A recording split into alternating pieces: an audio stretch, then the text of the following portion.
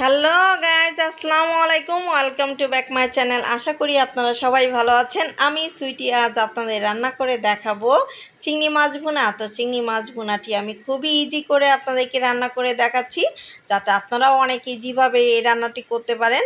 তো আসুন এবার রান্না শুরু করি। তো চিংড়ি মাছ ভুনা রান্না করতে আমি যা যা নিয়েছি এক বাটি চিংড়ি মাছ। আপনারা এখানে আপনাদের পছন্দ মতো যে কোনো সাইজের যে কোনো পরিমাণে চিংড়ি নিতে পারেন।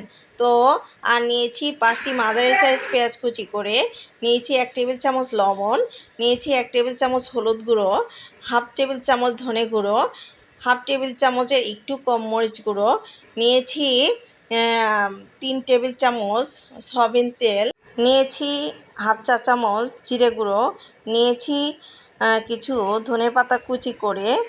এখন আমি রান্না শুরু করব। তো রান্না শুরু করার জন্য আমি চুলা জ্বালিয়ে কড়াইটি গরম করে নিয়েছি।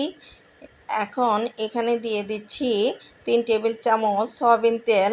তেল গরম হয়ে গেছে, এখানে আমি দিয়ে দিচ্ছি পেঁয়াজ কুচিগুলো দিয়ে নেড়ে চেড়ে ভেজে নিব।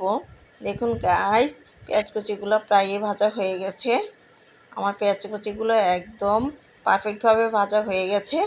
এখন আমি এখানে দিয়ে দিব পানি, তো মশলা কষানোর জন্য।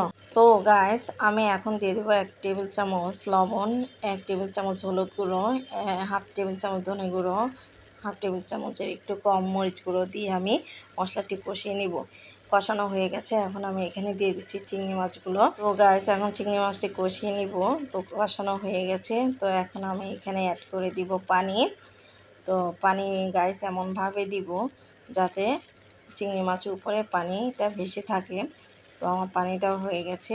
এখন আমি ঢাকনা দিয়ে ঢেকে 5-6 মিনিট রান্না করব। দেখুন গাইস, আমার চিংড়ি বোনাটি প্রায়ই হয়ে গেছে।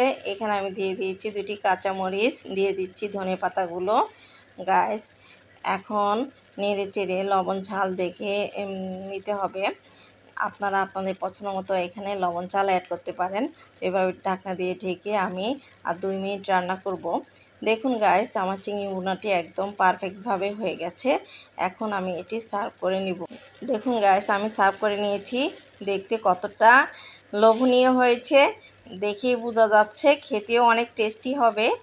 তো গাইস, আপনারাও বাসায় এটি অবশ্যই ট্রাই করবেন। আর রান্না কেমন হয়েছে আমাকে কমেন্ট করে জানাবেন। তো এরকম আরও ভালো ভিডিও পেতে আমার চ্যানেলটিকে লাইক, শেয়ার, কমেন্ট, সাবস্ক্রাইব করে আমাদের পাশে থাকবেন।